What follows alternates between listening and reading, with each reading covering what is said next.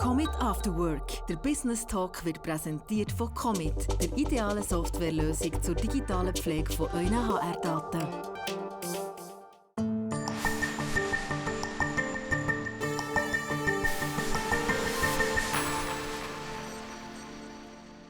Elle est à la tête d'une institution dans la région, le restaurant Reblouz, dirigé par la 5e génération Visseyer. J'accueille aujourd'hui Carly Visseyer, bienvenue. Bonjour, merci. On va directement se tutoyer, je te propose, parce que on va pas le cacher, on était à l'école ensemble. Oui. On était à l'école et je dois dire qu'il y a beaucoup de souvenirs au restaurant, des heures passées dans votre énorme jardin. C'est des merveilleux souvenirs, les frites que ton papa nous amenait au boom à l'école. On participait aux vendanges parce que vous avez bien sûr des vignes, vous produisez vos propres vins. On a dormi même dans la nouvelle terrasse du restaurant à l'époque. On se demandait si on avait le droit de le dire. Ben non, mais c'était tout nouveau, puis on était tellement fiers. Tu étais surtout fière. Ben oui, bien sûr. De cette nouvelle terrasse. J'ai aussi beaucoup de super souvenirs. Ouais. Aujourd'hui, tu diriges le Reblouz. Tu l'as repris à l'âge de 27 ans. En 2014, donc ça fait déjà plusieurs années maintenant. Vous êtes combien de collaborateurs aujourd'hui ? Alors, sans compter la famille, on est 15 collaborateurs. Avec la famille, ça fait environ 18. Diriger un restaurant, tu me le disais en préparant l'interview, c'est très varié. Ça ressemble à quoi une journée en tant que directrice comme ça de restaurant ? Alors, la première chose, c'est qu'il n'y a pas une journée qui est pareille que la suivante. Oui. Donc, ça peut être des journées où je passe toute la journée à l'ordinateur, au téléphone, et puis d'autres journées où je ne vais pas une seule fois au bureau. Je fais des commandes, j'accueille les clients, je discute, je coach les employés. Je sers aussi, je fais la vaisselle s'il faut. Okay. Je fais un peu tout. D'accord. Et tu me disais même aller couper 2-3 fleurs pour peut-être encore décorer une table, un bouquet. C'est ça qui te plaît, le fait que ça soit si varié ? Alors ça, effectivement, je le fais souvent, déjà parce que j'aime ça. Et puis c'est sympa, j'aime beaucoup utiliser les choses du jardin. Mais oui, ça me plaît que ce soit varié. Vous avez même un jardin potager, donc vous utilisez aussi des légumes.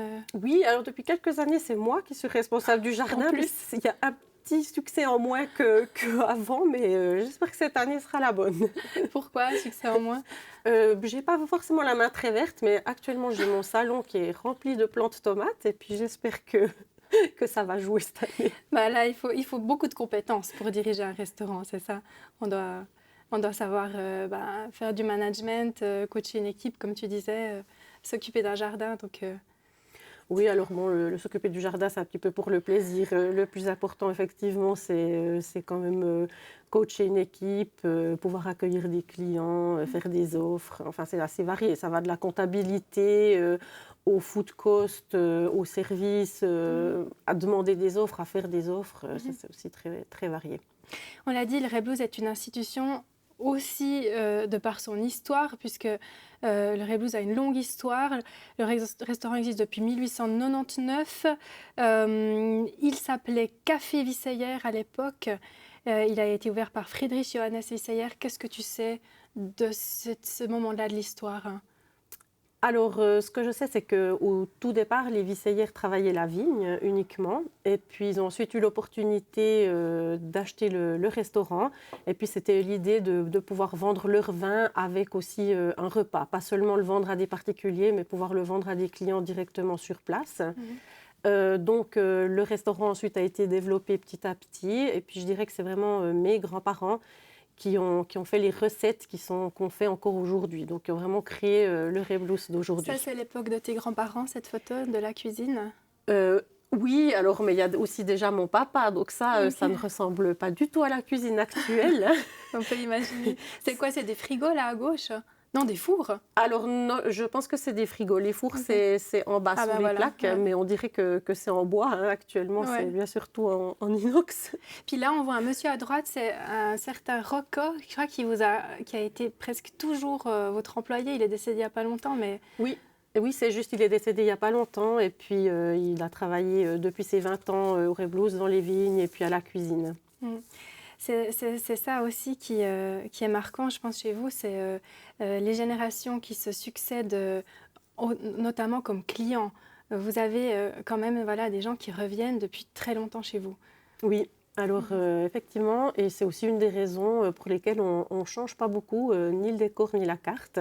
Donc j'essaye toujours d'innover en apportant 2-3 petits plus, mais on ne change pas une recette gagnante. Et puis on a beaucoup de clients qui ne prennent même pas la carte, ils savent ce qu'ils veulent et puis ils s'attendent à avoir toujours la même chose.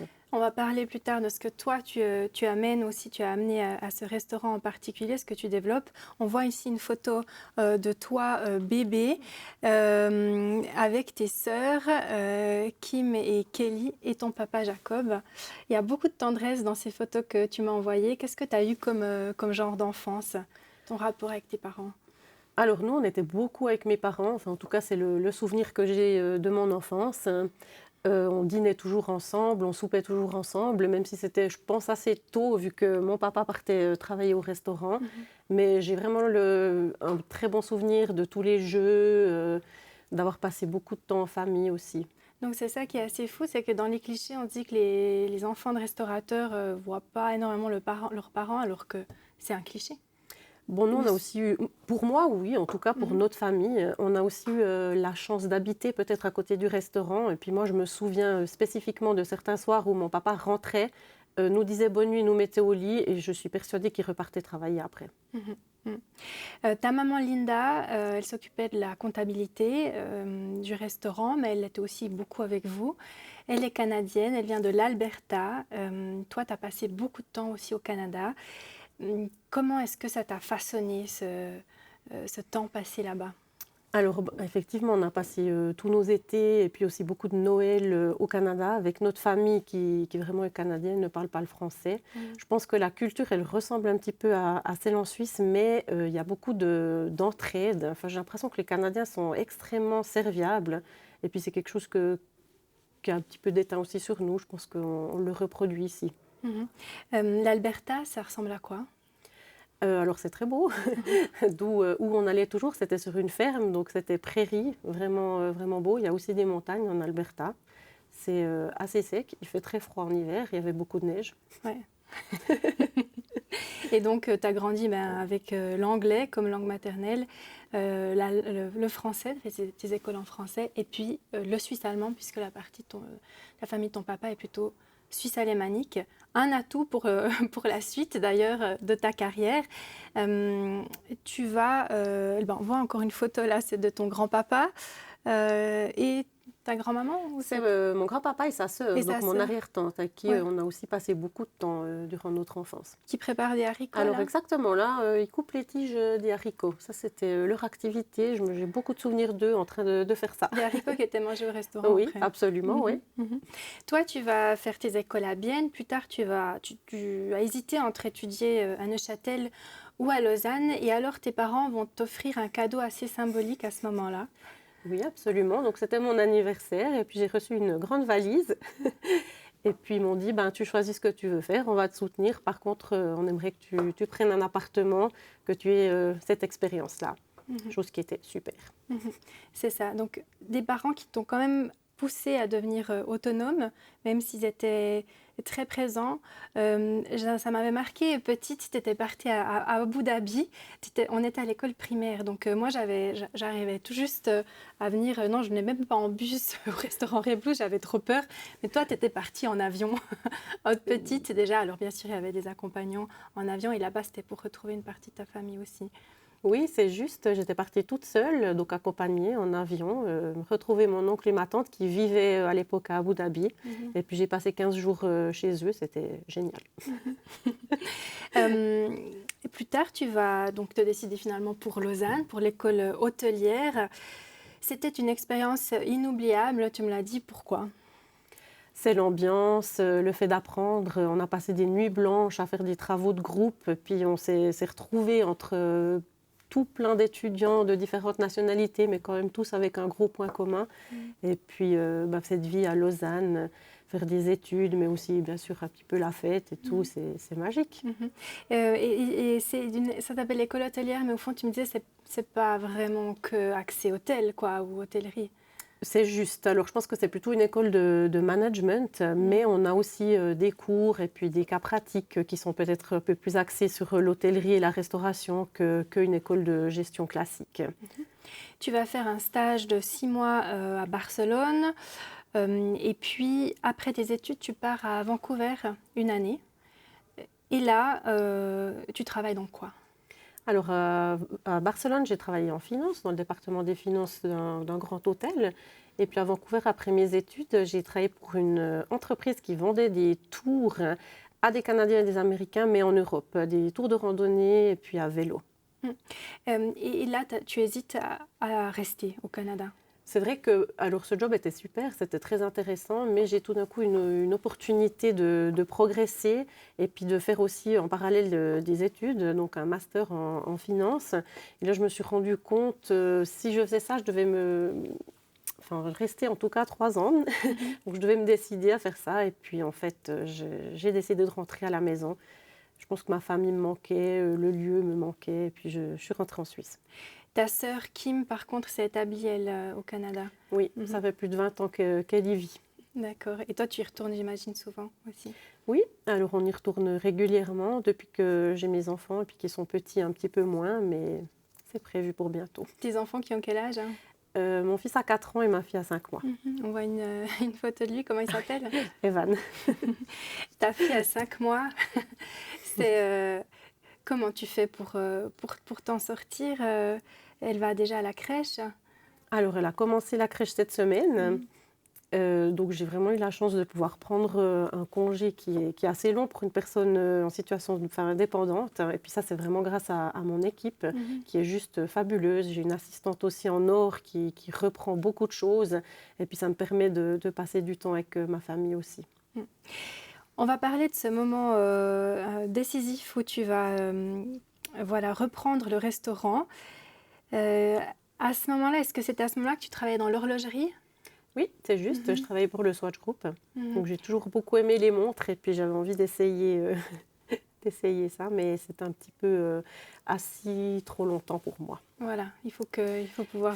Il faut que ça bouge, il faut que ce soit assez varié. Je pense que ça va un moment, quelques jours, l'ordinateur, mais pendant 2 ans, c'est un petit peu long pour moi. Et alors, un jour, tu es avec ton papa qui a une petite crise parce qu'il y a un problème d'organisation avec des groupes qui doivent arriver au restaurant. Il ne sait pas trop comment faire. Et toi, qu'est-ce qui se passe? Tu vas lui donner une solution. Alors, en fait, j'étais là vraiment par hasard et puis je le voyais un petit peu marmonner, stressé devant le livre de réservation et puis tout d'un coup, par hasard, je regarde ce qui se passe et puis il me dit non mais là ça va pas aller, c'est du groupe. Puis sans même vraiment le vouloir, je lui dis mais écoute, c'est pas grave, avant d'essayer de déplacer les murs, appelle les groupes, peut-être tout d'un coup il y a un changement de leur côté et puis ça sera ni vu ni connu le problème, l'erreur qui a été faite. Il ne répond pas vraiment, je le vois monter, il part dans son bureau et tout. Quelques temps après, je le recroise, puis il me dit « Bon, tu avais raison, je crois que maintenant c'est l'heure. Si tu as envie, il faut que tu essayes parce que je pense que tu serais bien et puis tu ne sauras jamais si ça te plaît si tu n'essayes pas. » Donc voilà, tu lui as donné une solution et puis lui, d'un coup, ça a fait un déclic dans sa tête. Il s'est dit « Voilà, c'est le moment que ma fille reprenne les rênes du restaurant. » Je pense qu'il le savait peut-être déjà depuis un moment, mais pour lui, c'était le moment d'essayer en tout cas. Alors, ton papa va quand même rester à tes côtés, tu as beaucoup de choses à apprendre. On voit une photo de lui mythique avec un brochet. C'est un brochet, oui. Géant. Est-ce que ça arrive souvent qu'il soit comme ça Alors, grand? ça arrive de temps en temps, quelques fois par année, mais c'est quand même, d'où la photo, c'est quand même spécial d'en avoir un si grand. D'accord. C'est votre spécificité aussi de servir du poisson du lac, ce qui va pas de soi forcément. Dans les restaurants du lac, parfois on sert du poisson, mais ça ne vient pas forcément du lac. Et lui, donc ton papa, il est bon pour maintenir, pour négocier avec les pêcheurs du lac. Pourquoi il faut être bon? Pourquoi c'est important? Oui, absolument. Alors, c'est encore quelque chose qu'il fait aujourd'hui puis qu'il fait très bien. C'est important parce que quand on travaille avec la nature, donc avec les poissons du lac, on est un petit peu aussi dépendant de la météo. Par exemple, s'il y a beaucoup de vent ou s'il fait trop froid, il y aura une pêche plus petite. Donc, en ayant des bons contacts avec les pêcheurs, on peut vite téléphoner, j'ai plus de brochets, et puis ils vont peut-être nous les amener à nous plutôt qu'à quelqu'un d'autre. Exactement. Et puis alors, vous travaillez avec des pêcheurs aussi qui vont pêcher sur le lac de Neuchâtel. Ce n'est pas uniquement le lac de Bienne. Oui, alors on travaille principalement avec les pêcheurs du lac de Bienne, donc pêcheurs professionnels ou aussi pêcheurs privés qui font ça le soir ou le week-end en tant que hobby, surtout pour le brochet. Actuellement, c'est la Fraie au lac de Bienne pour le brochet, donc la ponte des œufs. Donc on a la chance d'avoir aussi un contact sur le lac de Neuchâtel pour toujours pouvoir proposer ce poisson à la carte. Mais c'est arrivé notamment lors d'un mariage qu'il y avait juste plus de brochet. Qu'est-ce qui s'est passé? Oui, alors on a effectivement eu une fois un petit souci avec un mariage. C'était lors des inondations du lac de Bienne et la pêche a été interdite, enfin la navigation carrément a été interdite durant une semaine. Et nous, on avait le samedi un mariage qui voulait du brochet. Malheureusement, on a attendu, mais ça ne s'est pas ouvert. Donc j'ai appelé le client, je lui ai expliqué et puis... il vient encore manger au restaurant aujourd'hui, puis on en rigole encore. Et il y a un nouveau venu dans les assiettes du Rebloos, c'est le silure. Alors, ça fait un peu froid dans le dos quand on entend ce nom silure, ces poissons qu'on imagine gigantesques. Mais là aussi, il y a beaucoup de clichés en fait sur ce poisson. Oui, alors c'est vrai qu'il a une apparence un petit peu spéciale. Et que les gens ont peut-être peur de le goûter, mais vraiment c'est très bon. Donc c'est un poisson carnivore qui est dans nos lacs, qui peut effectivement atteindre une grande taille. Et puis il faut avoir une certaine expertise pour le préparer. Donc je pense que le faire à la maison, c'est peut-être pas à la portée de tous, mais d'aller le manger. Alors c'est un grand poisson, il est assez difficile à fileter, donc quand on essaie de le couper, il glisse un peu et puis il s'aplatit. Donc, il faut quand même avoir un savoir-faire. Mais ce n'est pas un poisson vaseux, parce qu'on entend parfois qu'il va se nourrir justement aussi des déchets ou des choses comme ça, mais... Non, alors ça c'est plutôt la carpe qui mange la vase justement et puis qui la garde puis qui a ce goût. Donc le silure est un carnivore, donc comme le brochet qui est aussi carnivore, donc sa chair elle n'a pas du tout ce goût. Après, comme tous les poissons, ça se peut qu'ils se nourrissent aussi d'un petit déchet, par exemple d'une carcasse de d'autres poissons. Mais c'est un très... Le silure, la taille moyenne, c'est quoi à peu près? Tu sais, alors, ça dépend complètement. Il peut y avoir des tout petits, mais ceux-là, généralement, on ne les pêche pas. Mais après, nous, on en a certains qui font 50 cm et puis certains qui font passer 1 mètre. Ok. Et si aujourd'hui, justement, le silure est servi, c'est aussi parce qu'il y a un changement dans la réglementation par rapport à la pêche du silure. Oui.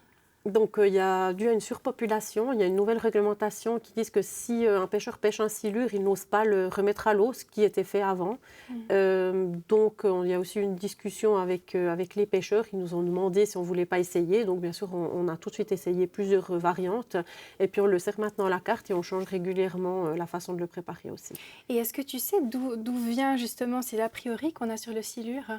Et pourquoi il n'a pas été servi? Je pense que c'est son apparence et puis parce qu'il a une petite moustache. Tout simplement. On voit une très jolie photo ici avec ta maman justement et ton fils. Ton fils, on a aussi vu d'autres photos défiler qui est beaucoup dans votre jardin. Vous avez un grand jardin. Et toi justement, tu as envie de lui transmettre aussi quand même cette autonomie. On vous voit ici ramasser des fruits. Des coins. Des coins. Oui, alors absolument. Bon, déjà, pour les enfants, c'est génial d'être dehors. Moi, j'ai aussi beaucoup été dehors, beaucoup été au jardin. On a énormément d'arbres fruitiers. Puis je pense que ça regroupe aussi un petit peu le fait que je suis souvent avec mes enfants, mais je travaille aussi un petit peu. Là, par exemple, les coins, on les a servis au restaurant pour un dessert spécial. Donc, je joue avec mon fils en ramassant les coins, mais c'est aussi un petit peu du travail. Et puis, il y a aussi, vous êtes juste au bord du lac, donc on peut aller se baigner. C'est aussi ce rapport à l'eau qui est assez spécial pour vous, pour ta famille. Oui, alors vraiment, l'eau, le lac, pour nous, c'est un cadre magnifique où on habite et puis c'est quelque chose qui est important. D'ailleurs, chaque ville où j'ai vécu avait un point en commun, c'était l'eau. Ici, on voit ton compagnon, Brian, et lui, entre autres, te donne aussi pas mal de coups de main de temps à autre au restaurant. Oui. À quel niveau? Énormément. Alors, il est extrêmement doué avec tout ce qui est électronique ou bien réparé. Et puis, dès qu'il y a un souci, je peux l'appeler et puis il a déjà tout réparé, que ce soit le lift ou bien la machine à café ou bien changer une ampoule que j'arrive pas moi-même. Est-ce que lui a la main verte, contrairement à toi? Alors, il n'a jamais essayé. Il est bien occupé à réparer les lave-vaisselle. D'accord. Qu'est-ce que toi, justement, tu as apporté de nouveau au restaurant Rebloos? Alors, Comme je viens de mentionner avant, je n'ai pas vraiment changé la base. Je pense que ce que j'ai développé par rapport aux générations d'avant, c'est un petit peu les entreprises, enfin les groupes, que ce soit des privés ou des entreprises. Donc moi j'établis des offres, j'accueille ensuite après aussi les groupes et puis j'aime beaucoup ça parce qu'il n'y a aucun événement qui se ressemble, que ce soit un mariage ou bien une sortie d'entreprise ou alors un car qui s'arrête avec des touristes. Qu'est-ce qui a été le plus difficile pour toi quand tu as dû faire cet apprentissage de gestion d'un restaurant? Qu'est-ce qui a été un peu plus difficile à apprendre? Je pense que ce qui est un petit peu difficile, mais ça reste difficile toujours, c'est un apprentissage qui continue, c'est que des fois, on a des conversations avec des gens, la plupart du temps vraiment super intéressants, mais on ne peut jamais vraiment être soi-même. C'est-à-dire qu'on a quand même toujours ce recul où on est d'accord avec la personne avec qui on parle. On doit rester dans son rôle. Oui, c'est ça. Et ça peut arriver d'avoir une critique et on doit rester dans un contrôle total, j'imagine. Absolument. Alors, je dois dire que de nos jours, je dirais malheureusement, les critiques se font beaucoup après coup via Internet. Donc, je prends toujours une nuit avant d'y répondre. Bon, c'est assez rare, mais c'est vrai, bien sûr, comme partout, ça arrive. Ok. Donc là, c'est important quand même, même les commentaires négatifs, on va dire, ou positifs sur Internet, d'y répondre. Je pense que c'est important déjà pour la personne qui l'a écrit parce que des fois ça peut partir d'un malentendu, mais c'est d'autant plus important pour les autres qui vont lire les commentaires, dire voilà, ils ont pris telle et telle action pour remédier aux soucis. Ça t'est arrivé d'avoir des situations vraiment, je sais pas, vous avez énormément de monde et s'il y a énormément de monde, c'est combien de personnes où là il y a un petit moment de panique quand même? Bien, tout est toujours sous contrôle. Ah non, mais tout n'est jamais toujours sous contrôle. Quand on travaille avec le public, c'est toujours l'inconnu. En fait, on ne sait pas qui sera nos clients, on ne sait pas ce qu'ils vont commander, mais c'est un peu un chaos contrôlé quand même. Donc oui, ça nous arrive d'avoir énormément de monde. Des fois, ça se passe très bien, et puis des fois, ils viennent vraiment tous en même temps. Mais je pense qu'avec une communication, les clients, ils ne sont pas non plus aveugles. Ils voient qu'il y a énormément de monde. On leur dit, je m'excuse, il y a un petit peu d'attente, on a tel et tel banquet, mais généralement, il n'y a vraiment aucun souci. Il peut y avoir jusqu'à combien de personnes dans votre restaurant? Alors à la fois, par exemple à Pâques, on a eu le vendredi saint 300 clients le midi sur 2 services, ce qui est beaucoup. Et là, il y a combien de sommeliers/sommelières en action? On était 7, okay. Plus une personne au buffet. Qu'est-ce que tu souhaites pour la suite, pour ton restaurant? Est-ce que tu as des rêves ou justement tu espères que les choses continuent comme elles vont actuellement et comme elles Alors sont cette année? Actuellement, j'espère que ça continue comme c'est maintenant. Je vais réfléchir à des rêves dans le futur. Maintenant, j'aimerais bien m'occuper un petit peu de ma famille. Donc, je ne pense pas que j'ai de très, très gros projets de changement. Surtout que ça fonctionne bien. J'ai vraiment une équipe magnifique et puis j'aimerais que ça continue. En tout cas, je te souhaite tout de bon pour la suite et beaucoup de temps de qualité avec tes enfants. Merci beaucoup. Merci beaucoup à vous de nous avoir suivis et belle suite de programmes sur Télé Bilingue.